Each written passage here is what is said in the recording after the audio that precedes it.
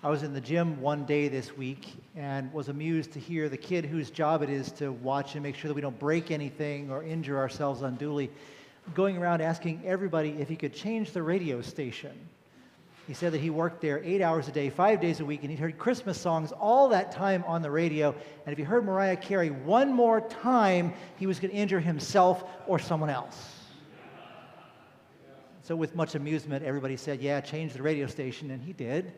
And so for that half hour, 45 minutes, we had a break from the Christmas season and a return to the steady diet of teenage angst and unrequited love, which is the normal diet of the gym goer listening to the radio. It was useful, though, as kind of a bracing cut-through of what we normally hear. We probably don't even realize how much Christmas is surrounding us all the time, and probably has been since, the day after Halloween. You start walking in the store, and suddenly it's around you all the time. We don't even hear it anymore, but it's there.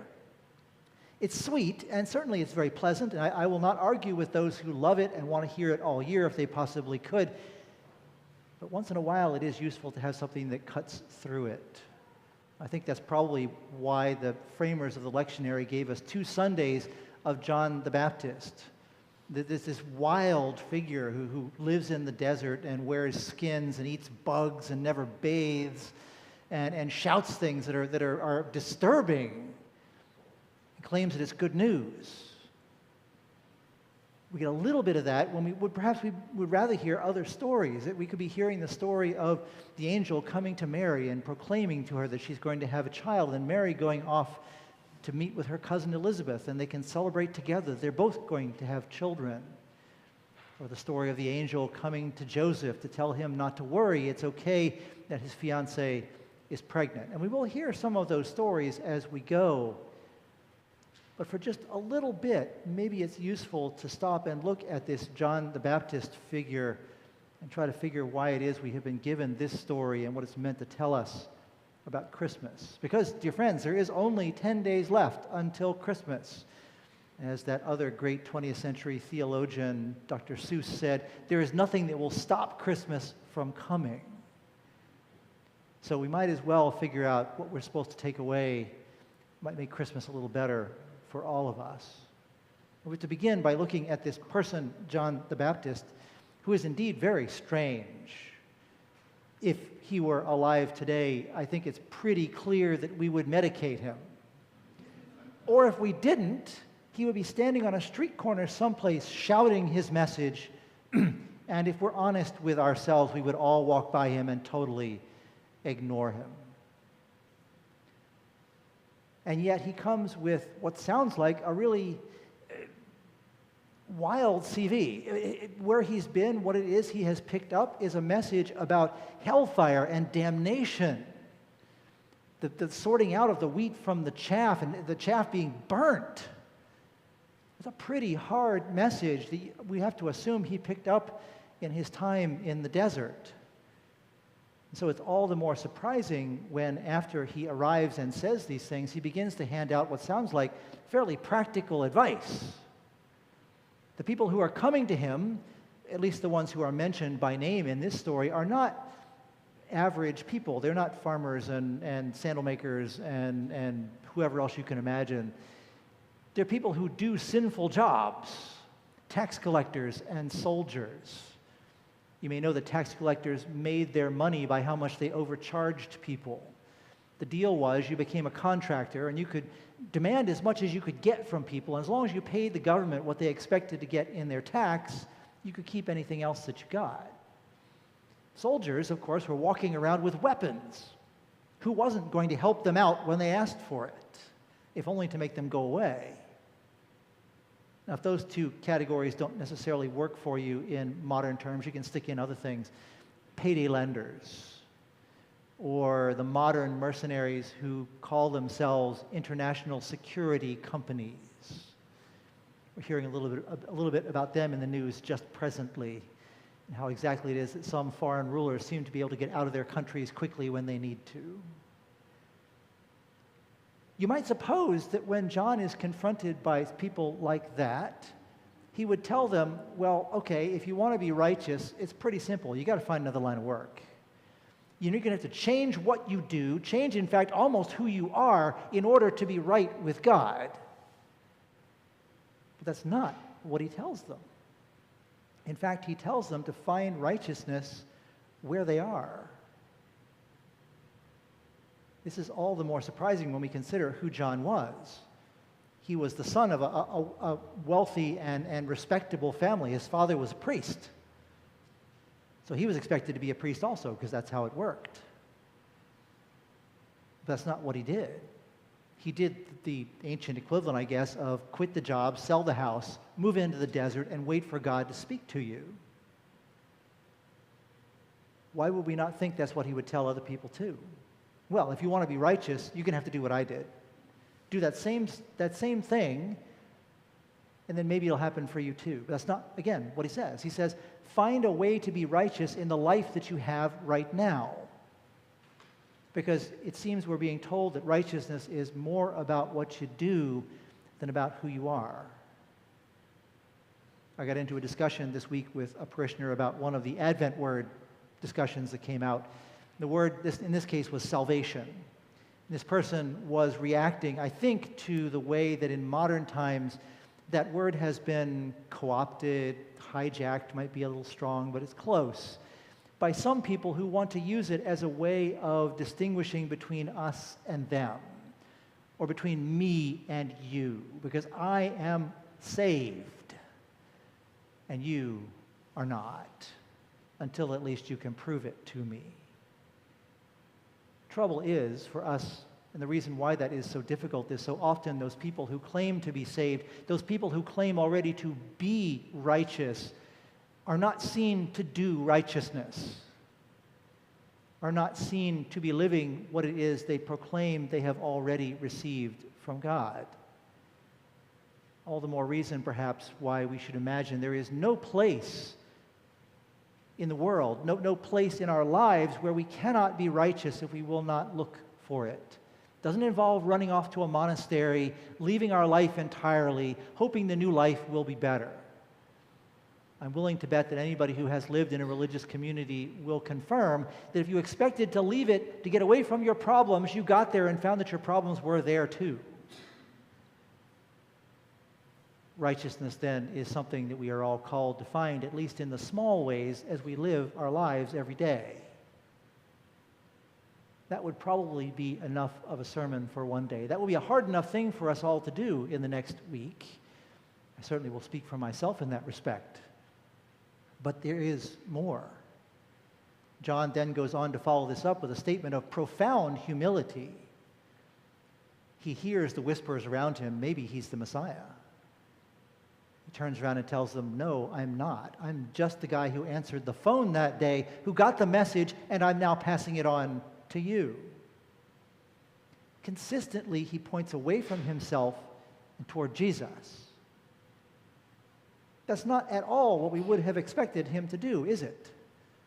He has all these people coming out to him. He has huge crowds following him around.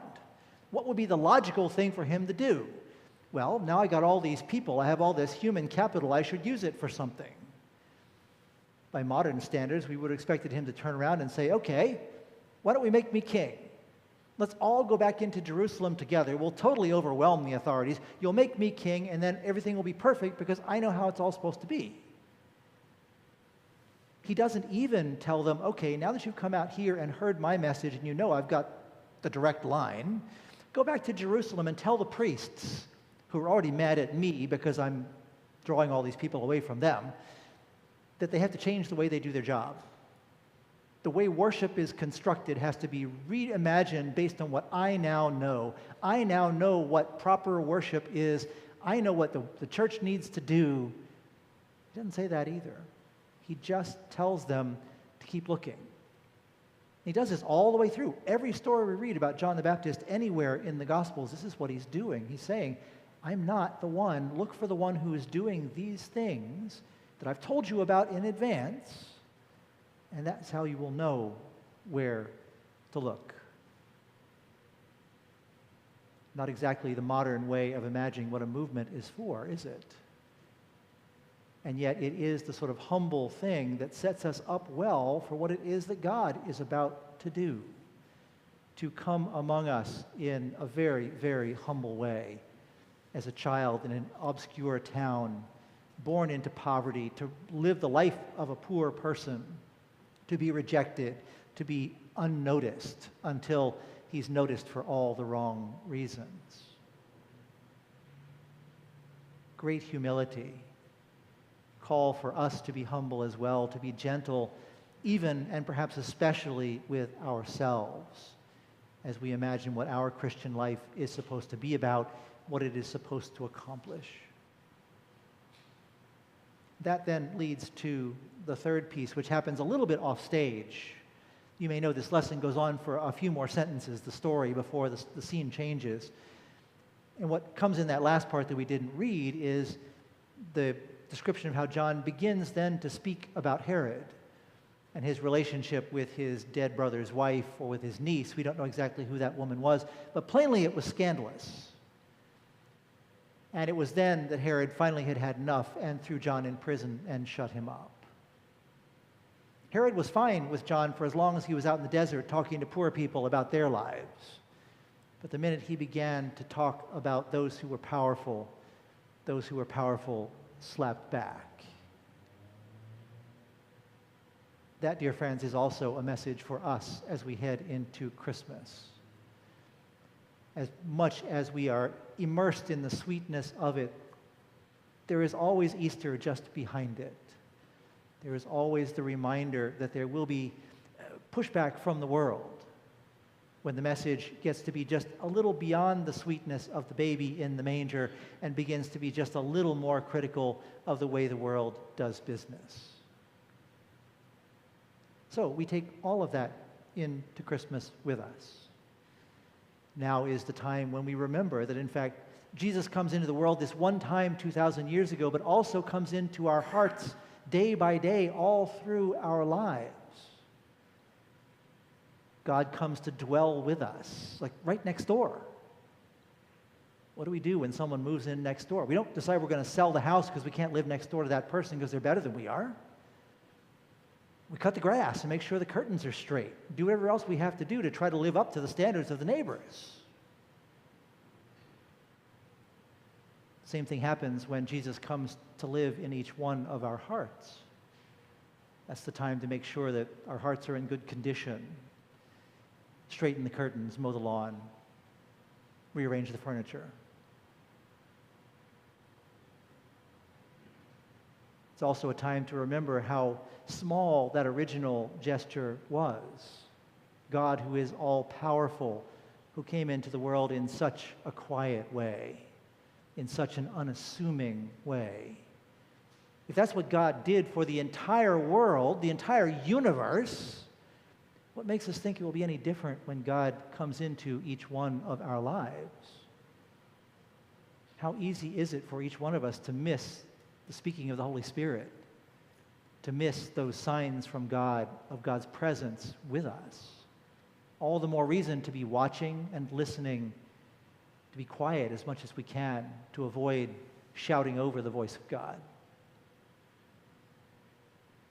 And then to remember that if the world wasn't all that pleased with the message that God sent in the form of Jesus,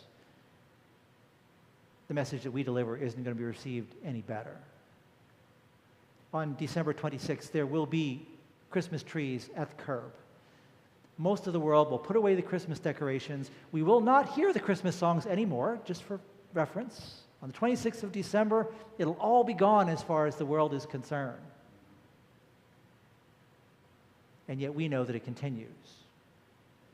It only begins at Christmas. The idea that God is with us, God is among us, God has pitched God's tent among us is a message that we live every day. And once we're past all of the holidays and all the camouflage we can have in this season when everybody seems to be doing it, when we step out and do it on December 27th, we should know what sort of response the world will give. Kind of a downer, but nonetheless, perhaps it makes Christmas a little deeper for us to know what it is we are receiving, what this gift is that we are opening on that day, but that will only really play out in our lives day by day for the remainder of our lives. So, dear friends, only 10 days left. We have a break, and then we go back into the sweetness, the light, the joy. Let it be a deeper thing for us this year. Let it be a more profound thing for us, knowing what it is that John has set up for us, the frame in which the picture is painted. Amen.